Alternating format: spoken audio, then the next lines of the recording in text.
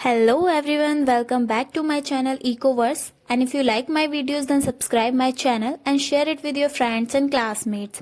So without any further delay, let's start our today's lecture. Start करते हैं आप अपने नए टॉपिक से। सबसे पहले हम देखते हैं कि होमोजीनियस इक्वेशन कौन सी होती है। लीनियर इक्वेशन सबको पता है कौन सी होती है, जिसमें पावर जो होती है या डिग्री जो होती है वो होती है 1। फाइन।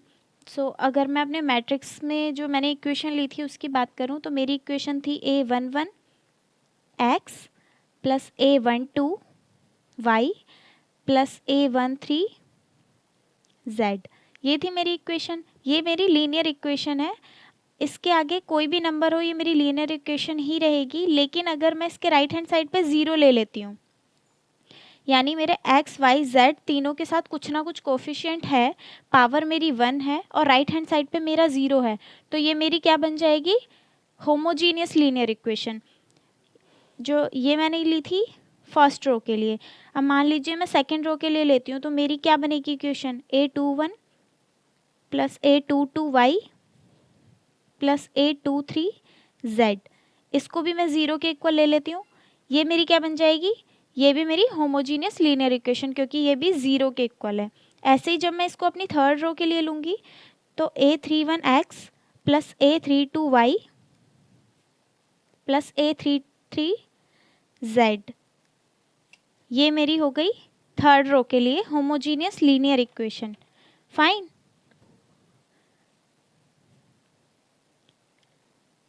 ये अब हम पढ़ेंगे डिटर्मिनेंट की प्रॉपर्टीज़।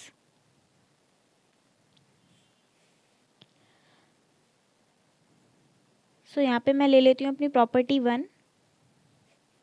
प्रॉपर्टी 1 हमारी क्या कहती है कि मान लीजिए कि मेरे पास ए डिटर्मिनेंट है। फाइन। जब मैं इसका एक्सपेंशन करूँगी सो मेरा सेम होगा वो ए ट्रांसपोज के डिटर्मिनेंट के। ठीक है, इसको एक एग्जांपल से देख लेते हैं। मान लो कि मैं यहाँ पे इसको मैं डेल्टा बोल देती हूँ। डेल्टा मैट्रिक डेल्टा डिटर्मिनेंट में यहाँ पे ले रही हूँ 1 3 2 4। ठीक है, ट्रांसपोज हम कैसे करते थे, रो को कॉलम से रिप्लेस कर देते थे और कॉलम को रो से रिप्लेस कर देते थे। तो अगर मैं इसका ट्रांसपोज निकालती हूँ तो ये मेरा क्या हो जाएगा, फर्स्ट रो मेरी फर्स्ट कॉलम बन जाएगी। यहाँ पे मेरी फर्स्ट रो क्या है 1 2, ये मेरी कॉलम 1 बन जाएगी 1 2। रो 2 है मेरी 3 और 4, तो ये मेरी कॉलम, ये मेरी रो 2 है 3 4, ये मेरी बन जाएगी कॉलम 2। हो गई मेरी दोनों रिप्लेस। अब ये देखो कि अगर मैं इसका डिटर्मिनेंट निकालती हूँ तो क्या निकलेगा मेरा, मैं डायगोनल एलिमेंट्स को मल्टीप्लाई करूँगी, माइनस करूँगी नॉन डायगोनल एलिमेंट्स, ये मेरा आ गया -2। सो मेरा डेल्टा क्या है, -2। अब मैंने अगर इसका ट्रांसपोज किया है, फिर मैं उसका डिटर्मिनेंट निकालती हूँ, तब मेरा क्या आएगा, डायगोनल मैट्रिक्स को मल्टीप्लाई करूँगी माइनस नॉन डायगोनल को मल्टीप्लाई करूँगी, सॉल्व करूँगी तो क्या आ रहा है मेरा -2। यानी जब मैं अपने किसी भी मैट्रिक्स का मैंने उसको ट्रांसपोज किया है, फिर मैं अपना फर्स्ट वाले का डिटर्मिनेंट सॉल्व करूं और मैं उसके ट्रांसपोज का डिटर्मिनेंट सॉल्व करूं, तो क्या आएगा मेरा, दोनों सेम ही आएंगे। राइट। अब देखते हैं अपनी प्रॉपर्टी 2।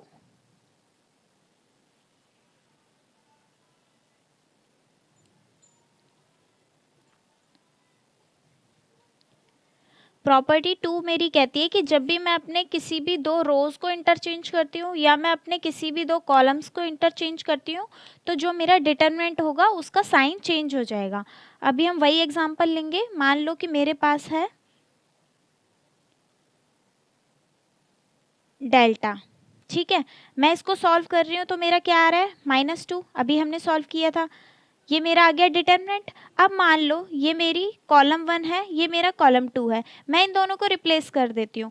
कॉलम 1 की जगह मैं कॉलम 2 लिख दूंगी, कॉलम 2 की जगह मैं कॉलम 1 कर दूंगी। सो ये मेरा क्या हो जाएगा, 2 4 1 3। एज इट इज़ है, कुछ नहीं किया है, दोनों कॉलम्स को आपस में चेंज कर दिया है। तो अब मेरा क्या होगा, अगर मैं इसको सॉल्व करती हूँ तो देखो, डायगोनल एलिमेंट्स को मल्टीप्लाई किया, -1 4, ये मेरा क्या हुआ, ये मेरा 6, ये मेरा 4, इससे मेरा आंसर आ गया 2। अब ये देखो कि जब मैंने डेल्टा का डिटरमिनेंट निकाला था तो मेरा -2 आया था। जब मैंने उनके कॉलम्स को रिप्लेस कर दिया, कॉलम 1 को 2 से और 2 को 1 से, तो मेरा आंसर 2 आया है। यानी मेरा आंसर तो सेम है लेकिन मेरा साइन चेंज हो गया। अब मान लो कि मेरे पास यही मैं सेम ले रही हूँ डिटरमिनेंट, मैं यहाँ पे कॉलम रिप्लेस ना करके मैं यहाँ पे रोज रिप्लेस कर देती हूँ। ये मेरी रो 1 है, ये मेरी रो 2 है। मैंने क्या किया, रो 1 को 2 की जगह कर दिया, 2 को 1 की जगह। तो ये मेरा क्या बन जाएगा, 3 4 1 2। अब अगर मैं इसको सॉल्व करूँगी तो मेरा क्या आएगा, 3 2 4 1, 3 2 6 -4 2। अब ये देखो, जो मेरी ओरिजिनल थी, जो मेरा डेल्टा था 1 2 3 4, उसका डिटरमिनेंट -2 आया था। लेकिन जब मैंने रोज को चेंज कर दिया तो मेरा क्या हो गया आंसर, सिंपल 2। यानी माइनस का फर्क आया है, साइन मेरा चेंज हो गया। तो मैं चाहे रोज को इंटरचेंज करूं या कॉलम को इंटरचेंज करूं, लेकिन तो उसमें मेरा क्या होगा, आंसर एज इट इज आएगा, बस मेरा साइन चेंज हो जाएगा। अगर अब यही सेम चीज़ मेरी ना 3 इंटू 3 में होगी। मान लो कि मेरे पास ये है ABCDEFGHI, तो ऐसा नहीं है कि मैं तीनों को रिप्लेस कर दूंगी, मैं कोई भी दो को ही रिप्लेस करूंगी अभी भी, या तो चाहे वो कॉलम हो या रो हो।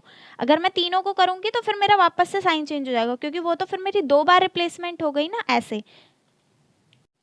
अब हम देखेंगे अपनी प्रॉपर्टी 3। प्रॉपर्टी 3 मेरी क्या बोलती है कि मान लो कि मेरे पास एक डिटर्मिनेंट है 1 4 1 4। तो अगर मेरी कोई भी दो रो या कोई भी दो column as it is same है, बिल्कुल मतलब उनके एलिमेंट्स एकदम एग्जैक्ट सेम है, जैसे ये देखो आप, मेरी रो 1 और रो 2 एग्जैक्ट सेम है, तो जब मैं इसका डिटरमिनेंट निकालूंगी तो मेरा डिटरमिनेंट क्या आएगा, 0। इसका सॉल्यूशन हमेशा हमेशा 0 आएगा। सॉल्व करके देख लेते हैं। 1 को 4 से डायगनल एलिमेंट्स को मल्टीप्लाई करूंगी, माइनस नॉन डायगनल को करूंगी, 4 - 4 0। तो कोई भी डिटरमिनेंट हो आपके पास, अगर उसके रोज या कॉलम्स एग्जैक्ट इक्वल आते हैं तो उसका सॉल्यूशन 0 ही आएगा। जैसे आप ये देखो कि मान लो मैं 3 इंटू 3 मैट्रिक्स ले रही हूँ, तो मैं यहाँ पे ले रही हूँ 1 4 1 2 1 2 1 4 1। अब ये देखो कि मेरा कॉलम 1 और कॉलम 3 एग्जैक्ट सेम है, 1 4 1 1 4 1, तो इसका डिटरमिनेंट क्या आएगा, 0। मुझे सॉल्व करने की ज़रूरत ही नहीं है। प्रॉपर्टीज़ का मतलब ही ये है कि मैं क्या कर रही हूँ, अपनी सिंप्लीफाई करने की जगह प्रॉपर्टी यूज़ कर रही हूँ और डायरेक्ट उसका आंसर लिख रही हूँ। सो अगर मेरा कोई भी रो, कोई भी कॉलम, कोई भी दो रो, कोई भी दो कॉलम एग्जैक्ट सेम होते हैं तो उसका डिटरमिनेंट मेरा 0 आता है, उसे सॉल्व करने की ज़रूरत नहीं है मुझे। अब मेरी आती है प्रॉपर्टी 4। प्रॉपर्टी 4 भी कुछ कुछ ऐसी आई। इसमें हमारा ये है कि अगर मेरा किसी मान लो कि मेरे पास एक रो है, अगर मैं उसको सब डिवाइड करती हूँ या उसका रेशियो निकालती हूँ, उसको प्रोपोर्शनेट करती हूँ और वो किसी दूसरी रो के इक्वल आ जाता है, या दो कॉलम्स में कर रही हूँ तो किसी भी कॉलम के इक्वल आ जाता है, तब भी मेरा 0 ही आएगा। जैसे यहाँ क्या था, यहाँ तो मेरा एग्जैक्ट सेम था तो मेरा 0 आ रहा था। मान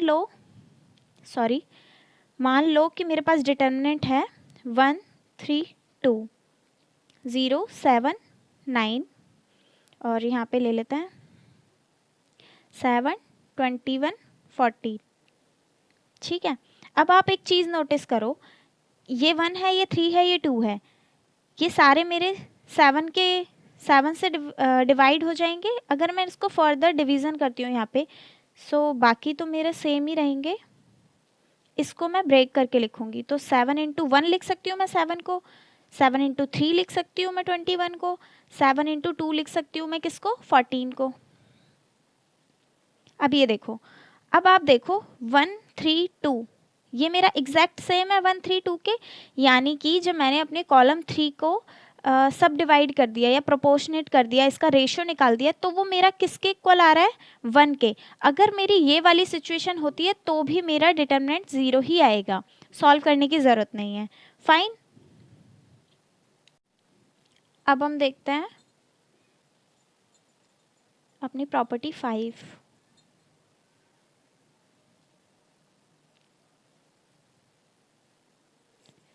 प्रॉपर्टी 5 मेरी क्या कहती है कि मान लो मेरे पास यहाँ पे ए डिटर्मिनेंट है, ठीक है, इसका सॉल्यूशन मान लो मैं उसको डेल्टा ले रही हूँ।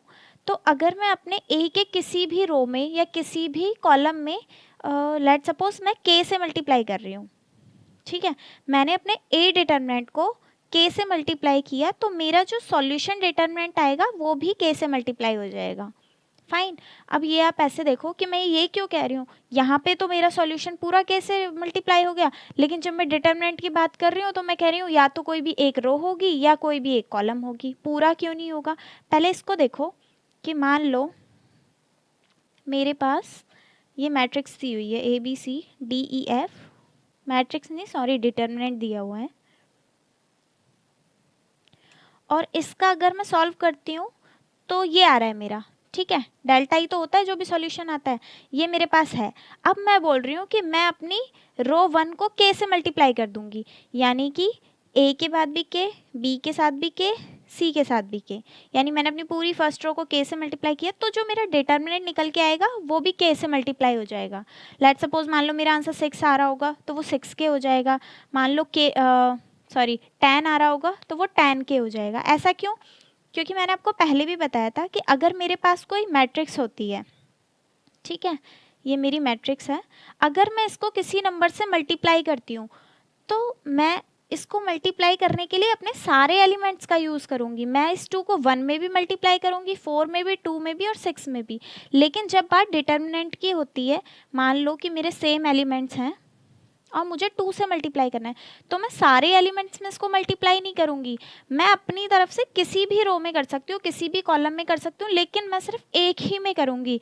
या तो मैं उसको रो 1 में कर दूँ या रो 2 में कर दूँ, चाहे कॉलम 1 में कर दूँ या कॉलम 2 में कर दूँ, सारे एलिमेंट से मल्टीप्लाई मैं नहीं करूँगी, ठीक है। क्योंकि अगर मान लो कि मैं इसको रो 1 में भी मल्टीप्लाई कर रही हूँ और 2 में भी मल्टीप्लाई कर रही हूँ, तो इट्स मीन्स ये मेरा 2 बार मल्टीप्लाई हो गया है, तो मेरा जो डिटर्मिनेंट आएगा वो 2 से नहीं मल्टीप्लाई होगा, वो 4 से मल्टीप्लाई होगा, क्योंकि मैंने 2 बार मल्टीप्लाई कर दिया है, ठीक है। तो इसीलिए अगर मैं किसी भी रो को या किसी भी कॉलम को किसी स्पेसिफिक नंबर से या अल्फ़ाबेट से या किसी भी चीज़ से मल्टीप्लाई करती हूँ, तो जो मेरा आंसर आएगा वो भी एग्जैक्ट उसी नंबर से मल्टीप्लाई हो जाएगा। अब इसके लिए एक एग्जाम्पल लेते हैं, एक मिनट।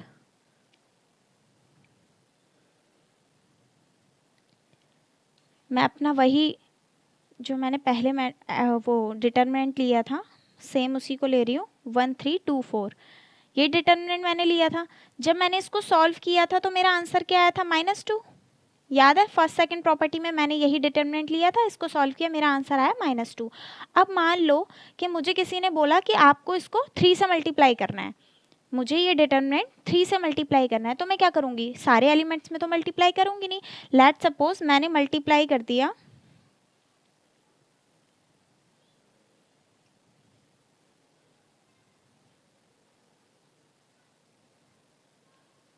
मैंने रो 1 को मल्टीप्लाई कर दिया 3 से, तो अब ये मेरा क्या हो जाएगा?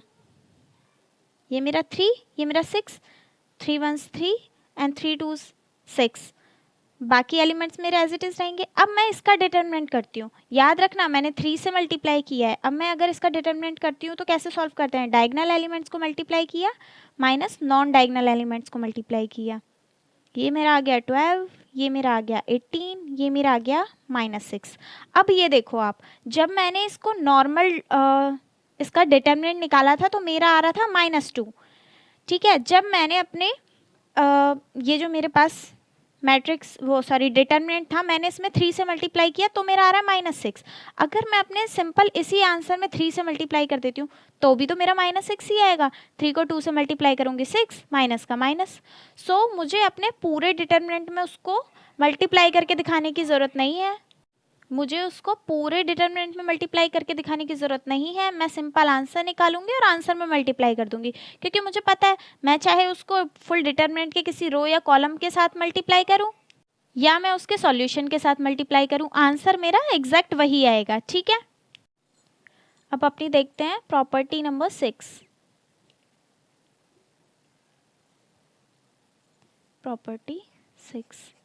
प्रॉपर्टी 6 मेरी क्या कहती है कि मान लो मेरे पास एक डिटर्मिनेंट है और मेरा डिटर्मिनेंट है 3 प्लस में a, 4 प्लस में b, 1 एंड 2, ये मेरा डिटर्मिनेंट है। तो मैं इसको और कैसे लिख सकती हूँ, मैं इसको सिंपल लिख सकती हूँ 3 4 1 2 प्लस में A1 B2, ये A है। तो इसका मतलब पास दो डिटर्मिनेंट है तो मैं उसको सिंगल डिटर्मिनेंट में भी प्लस करके लिख सकती हूँ, और अगर मेरे पास सिंगल डिटर्मिनेंट है तो मैं उनको दो डिटर्मिनेंट में भी अलग अलग लिख सकती हूँ। ठीक है, मान लो क्योंकि कुछ नंबर ऐसे होते हैं जो हमारे प्लस नहीं होते, हम क्या करते थे, नॉर्मल प्लस ही तो करते थे पहले, लेकिन कुछ नंबर प्लस नहीं होते तो उसको एज इट इज़ आप लिख सकते हो। मान लो कि मेरे पास यहाँ पे दिया हुआ है 4 माइनस सी 2 माइनस डी P और Q, तो मैं क्या कर सकती हूँ 4 2 P Q अलग लिख सकती हूँ, और इसको minus C minus D P and Q इसको अलग लिख सकती हूँ। यानी कि फर्स्ट एलिमेंट्स को मैं अलग करके अलग डिटर्मिनेंट में पुट कर सकती हूँ एंड सेकंड वाले एलिमेंट को अलग डिटर्मिनेंट में पुट कर सकती हूँ। फाइन, तो मैं इनको सिंप्लीफाई करके अलग अलग नोट डाउन कर सकती हूँ। अभी ये देखो 7th प्रॉपर्टी, ये इम्पॉर्टेंट है।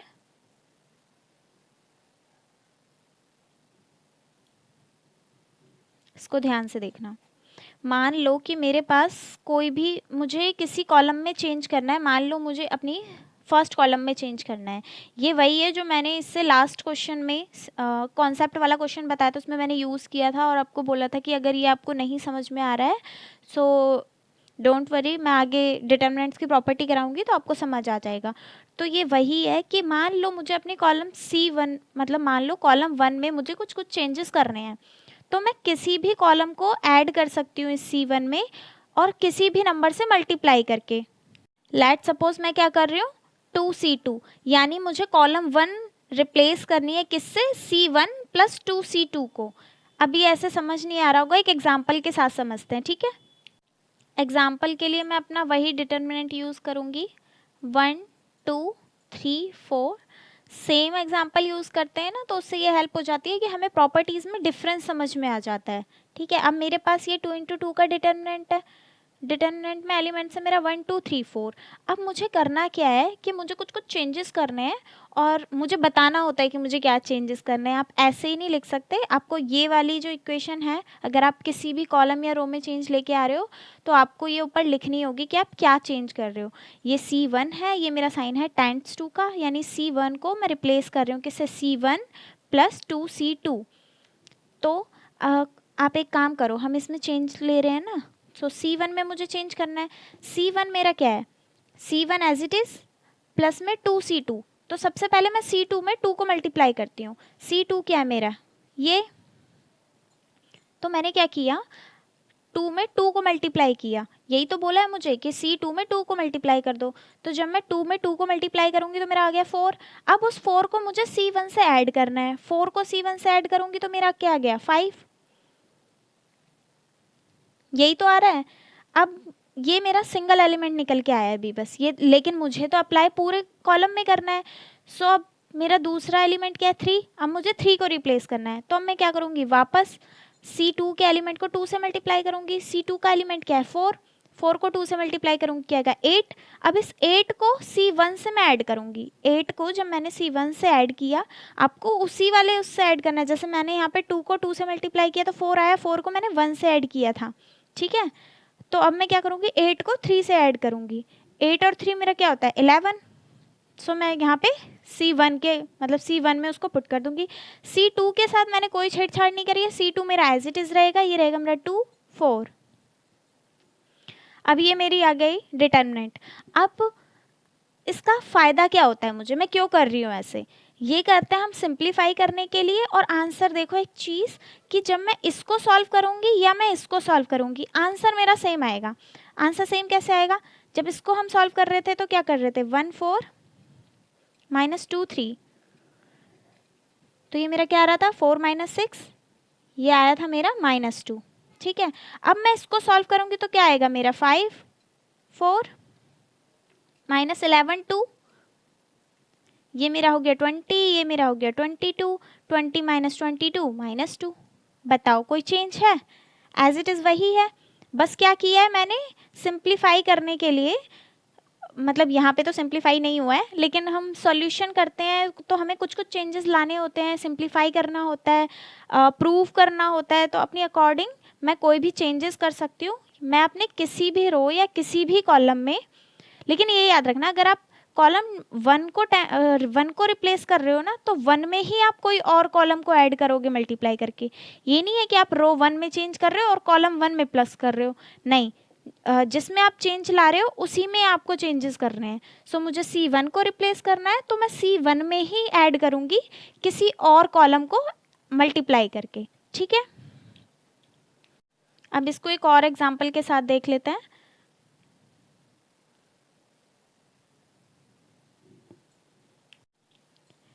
डिटर्मिनेंट मैं सेम ले रही हूँ। मान लो कि अभी मुझे C1 में ही चेंज करना है, लेकिन इस बार मुझे C1 में प्लस करना है 3C2 को। मुझे सेम जिसमें चेंजेस लेके आना है उसी में मैं ऐड करूँगी किसी और कॉलम को किसी नंबर से मल्टीप्लाई करके। सो मैं यहाँ पे क्या कर रही हूँ, कॉलम 1 के लिए कॉलम 2 को ऐड कर रही हूँ 3 से मल्टीप्लाई करके। तो अब देखो मेरा डिटरमिनेंट ये रहा, कॉलम 1 मुझे रिप्लेस करना है, सो ऑब्वियसली कॉलम 2 तो मेरी सेम रहेगी, 1 को मैं रिप्लेस करूँगी। 1 को रिप्लेस करने के लिए मुझे क्या करना है, पहले कॉलम 2 को 3 से मल्टीप्लाई करूँगी। कॉलम 2 क्या है मेरे पास, 2 और 4, 2 को मैं 3 से यहाँ पे मल्टीप्लाई कर रही हूँ, 4 को भी मैं 3 से मल्टीप्लाई कर रही हूँ। अब इन्होंने मुझे क्या बोला कि कॉलम 2 को मुझे 3 से मल्टीप्लाई करना है, मैंने कर दिया। ऐड करना है C1 के साथ, ऐड कर दिया C1 के साथ। C1 मेरा क्या था 1 और यहाँ पे क्या था 3, ठीक है। और इस सारे को पुट करना है C1 में, C1 में पुट कर दिया। और C2 क्या होगी, C2 मेरी एज इट इज़ रहेगी, ठीक है। यहाँ पे मैंने डायरेक्ट कर दिया था, यहाँ पे मैंने करके दिखाया है कि आपको क्या करना है। C1 as it is, C1 की जगह जब मैं पुट करूँगी तो C1 को पहले मैं एज इट इज़ लिखूँगी, उसमें ऐड करूँगी 3C2 को, यानी C2 को 3 से मल्टीप्लाई करके। ऐसे ही मैंने यहाँ पे सेकेंड एलिमेंट में किया है, C1 को एज इट इज़ रखा है, प्लस का साइन लगाया है, C2 को 3 से मल्टीप्लाई किया है, यानी C2 को 3 से मल्टीप्लाई किया है। कॉलम 2 में कोई चेंज नहीं करना क्योंकि चेंज हम कॉलम 1 में कर रहे थे, तो C2 मेरा एज इट इज़ रहेगा। अब ये मेरा क्या हुआ, 3 को 2 से मल्टीप्लाई करूँगी 6, प्लस में 1 मेरा क्या हुआ 7, 4 को 3 से मल्टीप्लाई करूँगी 12, प्लस करूँगी 3, ये मेरा क्या हुआ 15। कॉलम 2 मेरी एज इट इज़ रहेगी। अब इसको देखो सॉल्व करते हैं। ओरिजिनल का मुझे याद था मेरा -2 आ रहा था, अब इसका भी मेरा -2 आना चाहिए। सो 7 को मैंने 4 से मल्टीप्लाई किया, -15 को 2 से मल्टीप्लाई किया, तो ये मेरा क्या आया 28 और ये मेरा आया 30। दोनों को सॉल्व करूँगी -2 आ गया एज इट इज़। सो आपको क्या करना है, किसी भी रो या कॉलम में चेंज लाना है तो आप उसको किसी और रो या कॉलम से ऐड कर सकते हो, उसमें कुछ कुछ मल्टीप्लाई करने के बाद। तो ये थी आपकी 7th प्रॉपर्टी, फाइन। अब आते हैं मेरे प्रॉपर्टी 8 पे, ईजीएस्ट प्रॉपर्टी। आपको याद है एक प्रॉपर्टी थी जिसमें हम as it is same number को लेते थे। अगर मेरी रो कोई भी दो रो या कोई भी दो कॉलम एग्जैक्ट सेम होती है तो उसको हम 0 के इक्वल रखते थे। उसको हम कोई भी रो कोई भी कॉलम अगर आइडेंटिकल है यानी सेम है तो मैं क्या कर दूंगी, वहाँ पे 0 पुट कर दूंगी। लेकिन अगर मान लो कि मेरी कोई एक रो या कोई एक कॉलम तीनों ही 0 हो जाते हैं तो मैं क्या करूँगी, मान लो कि मेरे पास ये डिटर्मिनेंट दिया हुआ है ABCDEF 0 0 0, तो इसका आंसर क्या आएगा मेरा। सो आपके चाहे कोई भी रो हो कोई भी कॉलम हो, अगर उसके सारे एलिमेंट्स, जैसे ये मेरा कौन सा है ये मेरा है रो 3 के सारे एलिमेंट्स मेरे 0 हैं तो मेरा डिटर्मिनेंट भी 0 होगा। अब यहाँ पे एक चीज़ देखो कि ऐसा होता क्यों है। जब आपने सॉल्व किया था तो देखा होगा हम पहले ये लेते थे, उसको मल्टीप्लाई करते थे इन चारों से, जब ये लेते थे तो उसको मल्टीप्लाई करते थे ACDF से, और जब लास्ट वाला एलिमेंट लेते थे तो उसको मतलब उसके हॉरिजॉन्टल वर्टिकल को इग्नोर करके बचे हुए 4 एलिमेंट से मल्टीप्लाई करते थे। जब आप तीनों चीज़ को 0 से ही मल्टीप्लाई कर रहे हो तो आंसर भी तो 0 ही आएगा, है ना। तो अगर कोई भी रो कॉलम आपके 0 होते हैं तो उसका आंसर भी 0 आता है। मान लो कि मैं यहाँ 2 इंटू 2 का डिटर्मिनेंट ले रही हूँ, ठीक है, यहाँ पे मैं ले रही हूँ 0 0 1 4, तो यहाँ पे जो मेरा डिटर्मिनेंट आएगा वो 0 ही आएगा। कैसे? क्योंकि डायगनल को मल्टीप्लाई करते थे, माइनस करते थे नॉन डायगनल को। अब आप देखो दोनों साइड तो मेरा 0 आ गया, 0 माइनस 0 इजकल्स टू 0। तो अगर कोई भी रो कॉलम एग्जैक्ट 0 होते हैं उसके सारे एलिमेंट्स, तो वो अपने आप पूरी डिटर्मिनेंट का सॉल्यूशन क्या हो जाता है? 0। अब मेरी आती है 9th property.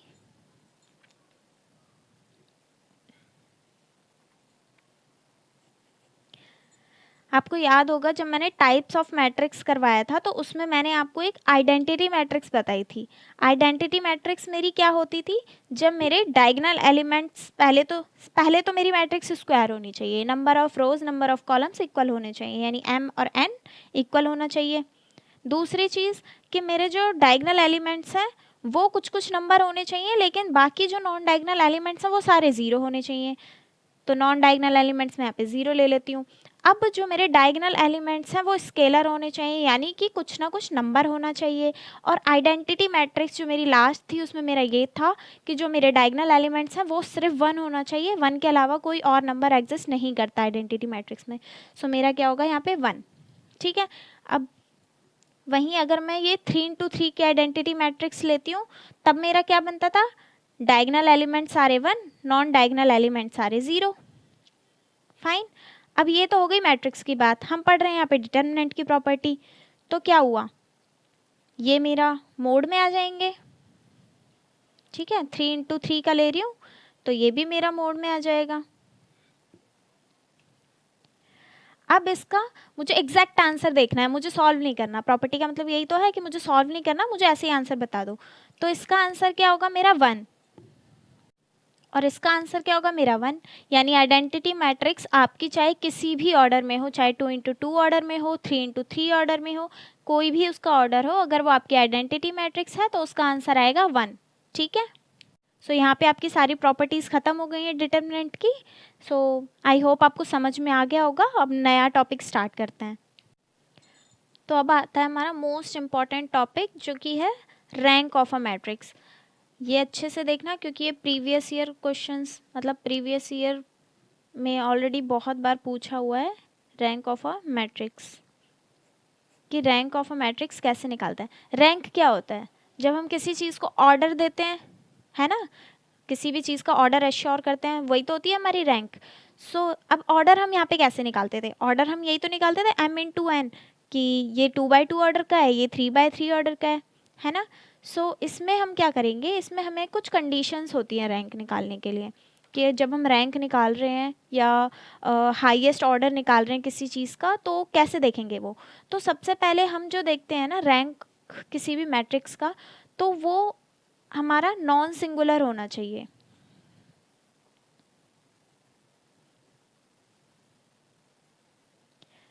Singular matrix, non singular matrix याद है? सिंगुलर मैट्रिक्स कौन सी होती है? जब हमारा उसको सॉल्व करते हैं डिटर्मिनेंट को तो वो 0 आ जाता है, ठीक है। और अगर वो हमारा नॉन ज़ीरो आता है तो वो हमारी नॉन सिंगुलर मैट्रिक्स है।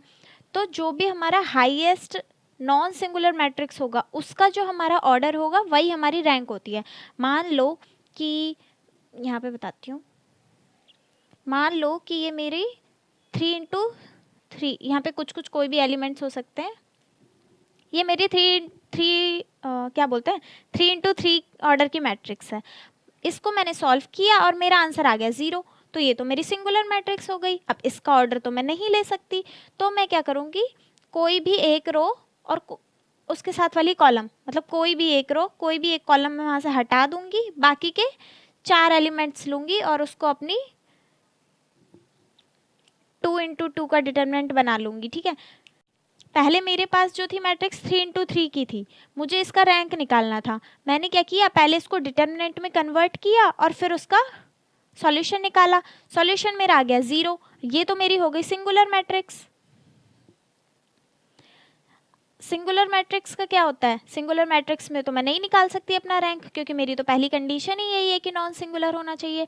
अब मैं क्या करूँगी, कोई भी एक रो और एक कॉलम इग्नोर कर दूंगी और बाकी के बचे हुए 4 एलिमेंट्स मैं लूँगी, ठीक है। जैसे हम एक्सपेंशन करते टाइम करते थे, बस यहाँ पे हम उसको मल्टीप्लाई करते थे, कंसीडर करते थे, यहाँ पे कुछ नहीं करेंगे, सीधा सीधा 4 एलिमेंट लेंगे, उसको अपना 2 इंटू 2 का डिटर्मिनेंट बनाएंगे और उसको सॉल्व करेंगे। अगर मेरा ये नॉन ज़ीरो आ जाता है, यानी नॉन सिंगुलर मैट्रिक्स आ जाती है, तो मेरा क्या हो जाएगा, रैंक, ऑर्डर क्या दे दूंगी मैं, 2, कि इसका जो मेरा रैंक है मैट्रिक्स का वो है 2। अब मान लो ये मेरा 0 आ गया, मेरी तो ये भी सिंगुलर मैट्रिक्स हो गई और मुझे तो नॉन सिंगुलर चाहिए। तो अब मैं क्या करूँगी, अब वापस से कोई एक रो और एक कॉलम उड़ा दूंगी और बचा हुआ है जो मेरा एक एलिमेंट है उससे मैं अपने डिटर्मिनेंट बना लूँगी। अब मान लो कि मेरे पास यहाँ पे बच गया ए, ठीक है। अब मैंने ए लिया, अब ये तो आपको पता ही है कि अगर ए मेरा 0 होगा तो सॉल्यूशन भी 0 होगा, ए मेरा कोई नंबर होगा तो सॉल्यूशन भी नंबर होगा। तो लेकिन मेरे पास यहाँ पे 4 एलिमेंट है, मैं कोई भी ले सकती हूँ, ये तो मेरी चॉइस है ना कि मैं किसको इग्नोर कर रही हूँ। तो जो भी मेरा नॉन ज़ीरो होगा मैं उसको ले लूँगी। अब मान लो कि मेरे यहाँ पे सारे 0 हैं, बस ये वाला ए है, तो मैंने क्या किया, ए लिया, ये मेरा 1 इंटू 1, तो मेरा ऑर्डर आ गया 1, क्योंकि ये तो मेरा नॉन सिंगुलर मैट्रिक्स हो गया, सॉरी नॉन सिंगुलर मैट्रिक्स हो गया, क्योंकि इसका डिटर्मिनेंट नॉन ज़ीरो है। ए जो है मेरा 0 के इक्वल नहीं है, इसलिए अगर ए 0 के इक्वल हुआ तो फिर मेरा यहाँ पे भी नहीं निकलेगा, फिर तो वो मेरी सीधा सीधा 0 मैट्रिक्स बन जाएगी, ठीक है। अब देखो, ये तो हमने देख लिया कि नॉन सिंगुलर मैट्रिक्स होनी चाहिए। अब उस नॉन सिंगुलर मैट्रिक्स का भी हाईएस्ट ऑर्डर होना चाहिए, highest order of non singular matrix.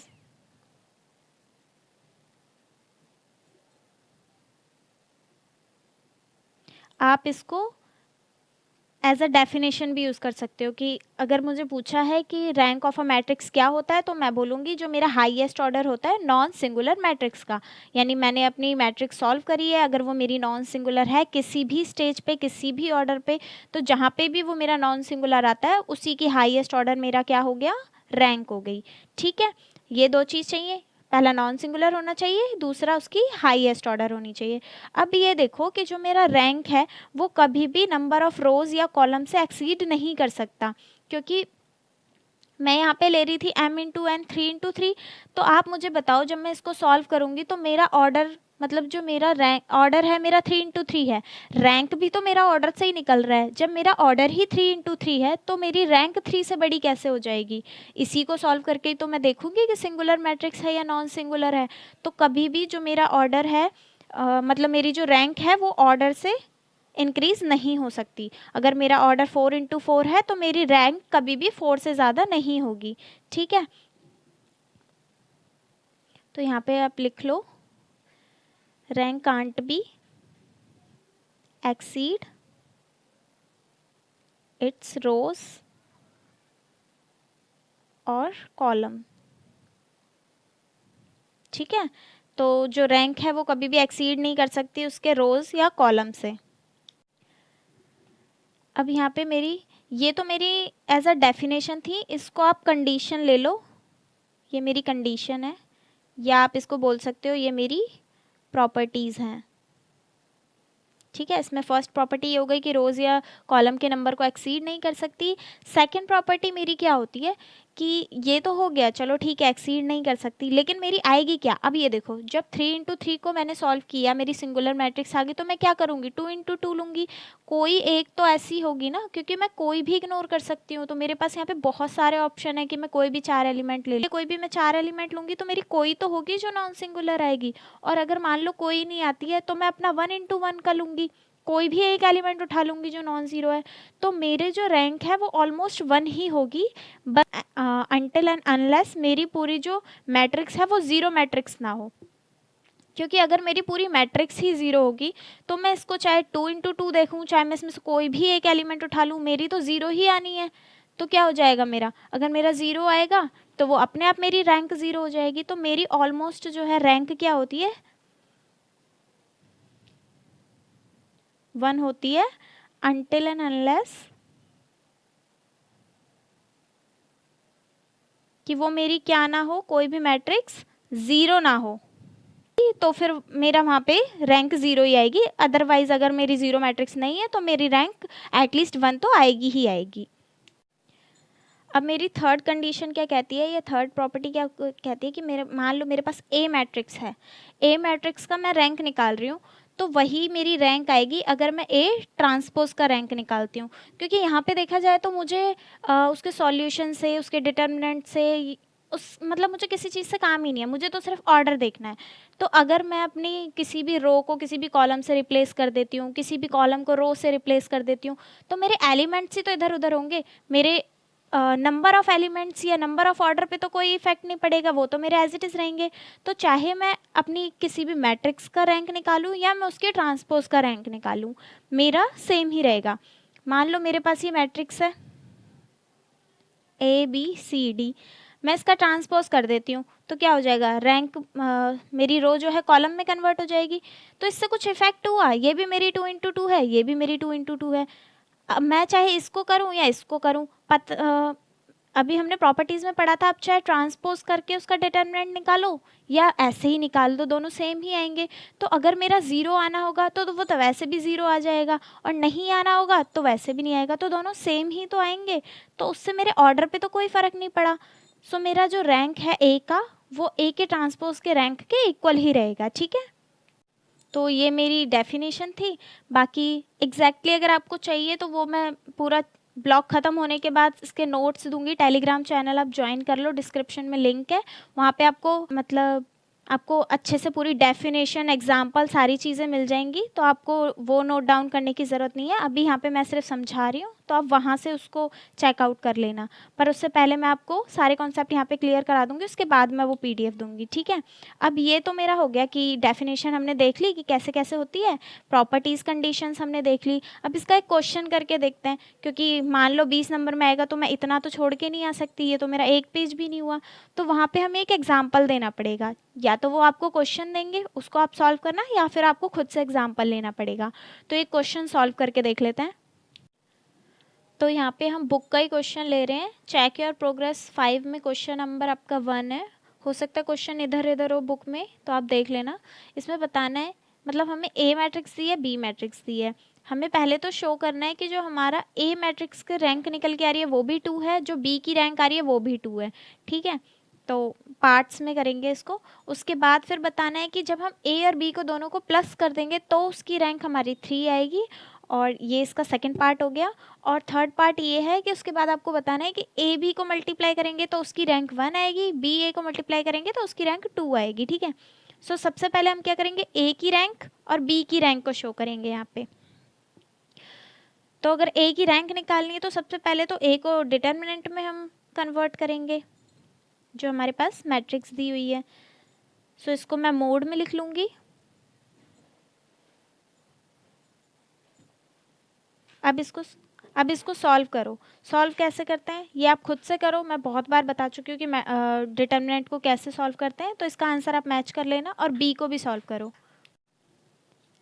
So A determinant आपने सॉल्व किया होगा, मैंने यहाँ पे किया है रो 1 के रिस्पेक्ट में। ठीक है, रो 1 के रिस्पेक्ट में मैंने इसको सॉल्व किया है।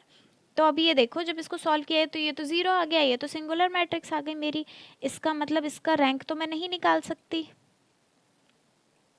कि जब मेरा डिटर्मिनेंट 0 हो तो मुझे चाहिए नॉन सिंगुलर मैट्रिक्स। ठीक है, अब ये मेरी सिंगुलर हो गई। अब मैं क्या करूँगी कि मैं कोई भी एक रो और कॉलम इग्नोर कर दूंगी। तो मैं यहाँ पे क्या कर रही हूँ, रो 1 और कॉलम 1 इग्नोर कर रही हूँ। अब मेरे पास क्या बचे एलिमेंट्स, -3 4 -2 3।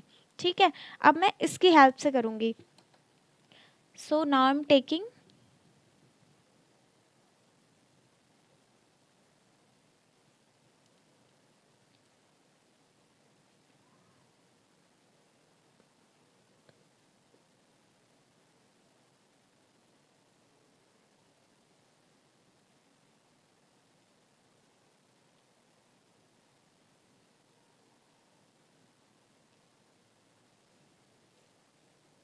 ठीक है, अब मैं ये मेरे जो मैंने पहले ली थी ये मेरे पास 3 × 3 की थी। अब मैं लूँगी 2 × 2 की, जिसमें मैं रो 1 को इग्नोर कर रही हूँ और कॉलम 1 को इग्नोर कर रही हूँ।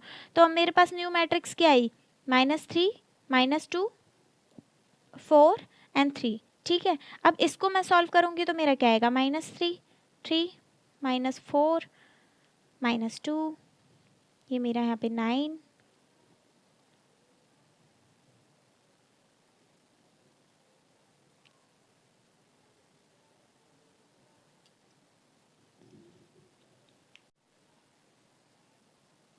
ठीक है, अब ये देखो, दिख रहा है?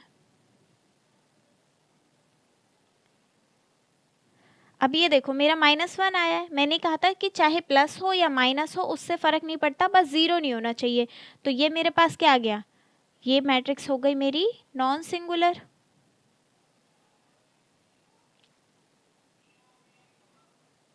ठीक है, अब ये नॉन सिंगुलर हुई तो हम इसी का ही ऑर्डर लेंगे जो हमारा रैंक होगा। अब रैंक कैसे निकालते थे, highest order of non singular matrix.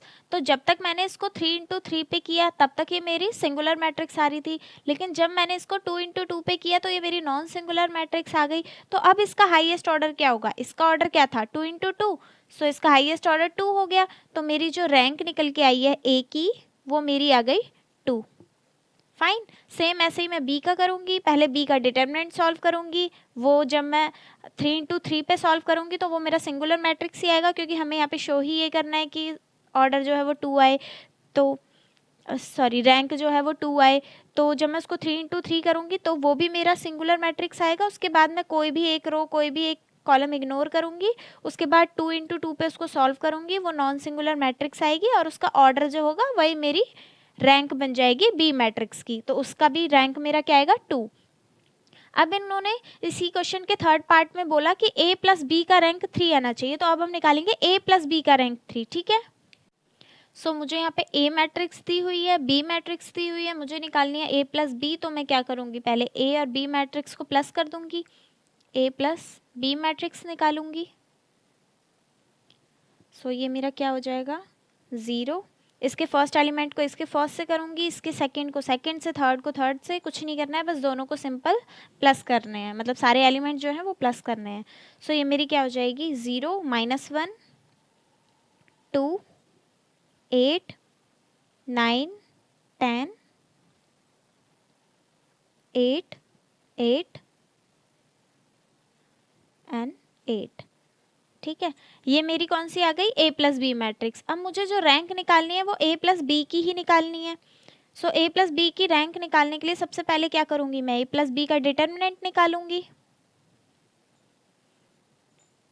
तो इसको सबसे पहले मोड में कन्वर्ट कर लेंगे।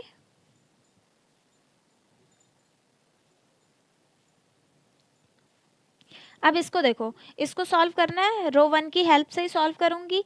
फर्स्ट करने की तो ज़रूरत ही नहीं है, क्योंकि जब 0 से करूँगी इसको इससे, सो ऑब्वियस है कि मेरा 0 ही आ जाएगा इसको सॉल्व करके। तो फर्स्ट रहने देते हैं, सेकंड से स्टार्ट करते हैं। सेकंड, ये वाला मेरा क्या है, फर्स्ट रो सेकंड कॉलम। सो यहाँ पे मेरा माइनस का साइन लगेगा, एक माइनस मेरा पहले से ही है तो ये मेरा प्लस हो जाएगा। अब मैं ये वाला ले रही हूँ तो ये एंड ये मैं इग्नोर कर दूंगी। ठीक है, क्या बचा मेरे पास 8 10 8 8 8 को 8 से मल्टीप्लाई किया 64 -80, ये 1 है। ठीक है, थर्ड एलिमेंट लूँगी तो इस पे तो प्लस का साइन ही रहेगा, इसके साथ में इसका जो वर्टिकल है कॉलम वो और हॉरिजॉन्टल जो रो है वो इग्नोर करूँगी। तो बचा 8 9 8 8। इसको नॉर्मल सॉल्व करूँगी, डायगनल एंड नॉन डायगनल, तो ये भी मेरा आ जाएगा 64 -72।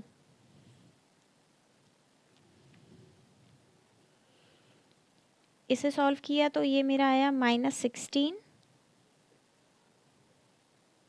और ये भी -16, दोनों को किया -32। अब ये देखो, ये क्या आया मेरा नॉन सिंगुलर मैट्रिक्स।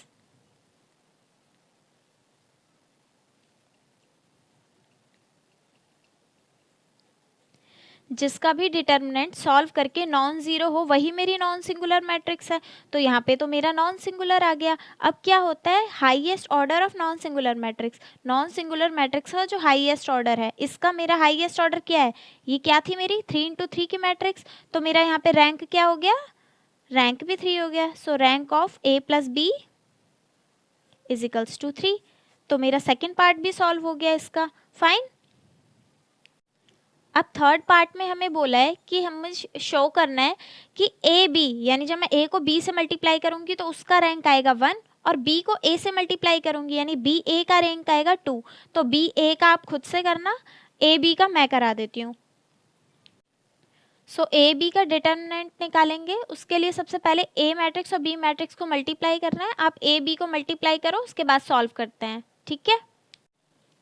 सो ए और बी को मल्टीप्लाई करने के बाद मुझे मेरी ये मैट्रिक्स मिली है, ये है मेरी 3×3।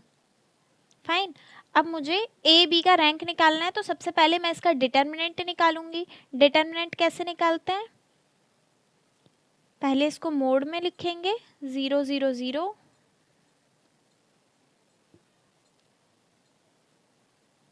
ठीक है। अब इसको सॉल्व करेंगे। सो इसको सॉल्व करने के लिए मैं यहाँ पे रो 1 की हेल्प से सॉल्व कर रही हूँ। सो इन दोनों को करने से तो कोई फ़ायदा नहीं है, 0 ही आएगा, तो सिर्फ 4 के रिस्पेक्ट में कर लेते हैं। क्योंकि आप ये देखो, पहले 0 लूँगी मैं, उसको मल्टीप्लाई करूँगी इसके डिटर्मिनेंट से, तो 0 आएगा। फिर ये 0 लूँगी, इनको इग्नोर करूँगी, तो ये भी मेरे 0 ही आएंगे। तो मेरे पास सिर्फ 4 बचा, 4 को मैं करूँगी। वैसे इसको सॉल्व करने की ज़रूरत नहीं है, पर अगर क्वेश्चन 20 मार्क्स का आता है तो आप करना। पर अगर वैसे आप देखो एज अ प्रॉपर्टी यूज़ करके, तो इसको सॉल्व करने की ज़रूरत नहीं है। क्योंकि मैंने बताया था, अगर कोई भी एक रो और उसके सारे एलिमेंट 0 हों, या कोई भी एक कॉलम उसके सारे एलिमेंट 0 हो, तो उसका डिटरमिनेंट 0 ही होता है, ऑब्वियस है। बट इसको सॉल्व करके भी देख लेते हैं। अब मैंने 4 लिया, तो यहाँ मेरे पास क्या बचा, 0 0 0 0। तो ये क्या आया मेरे पास, 4 × 0 0। सो ये तो मेरे पास 0 आ गया। तो इसका हाईएस्ट ऑर्डर 3 तो नहीं हो सकता। अब मैं क्या करूँगी, इसमें से 2 × 2 की मैट्रिक्स निकालूंगी, ठीक है। तो अब मैं क्या कर रही हूँ यहाँ पे, टेकिंग 2 × 2 मैट्रिक्स,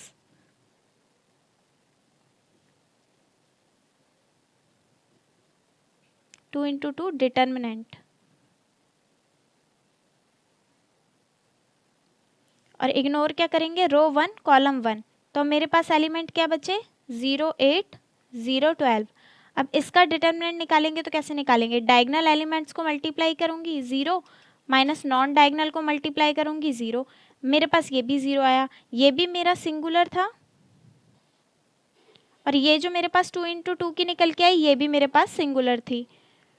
तो मेरा हाईएस्ट ऑर्डर 2 तो नहीं हो सकता, 3 भी नहीं हो सकता। अब मैं क्या करूँगी, इसमें से सिर्फ 1 ऑर्डर की, यानी 1 × 1 ऑर्डर की मैट्रिक्स निकालूंगी। तो मैं कोई भी एलिमेंट ले सकती हूँ, तो मैं यहाँ पे 4 ले रही हूँ, ठीक है। टेकिंग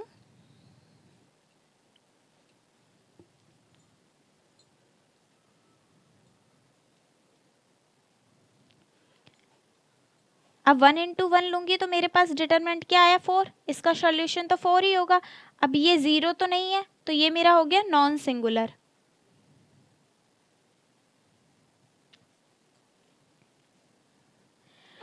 अब ये मेरे पास आया 1 × 1 ऑर्डर में। तो रैंक मेरा क्या होता था, highest order of non singular matrix. तो मैंने जब इसको 3 × 3 पे किया, तो भी मेरा सिंगुलर आया। मैंने 2 × 2 पे किया, तो भी सिंगुलर आया।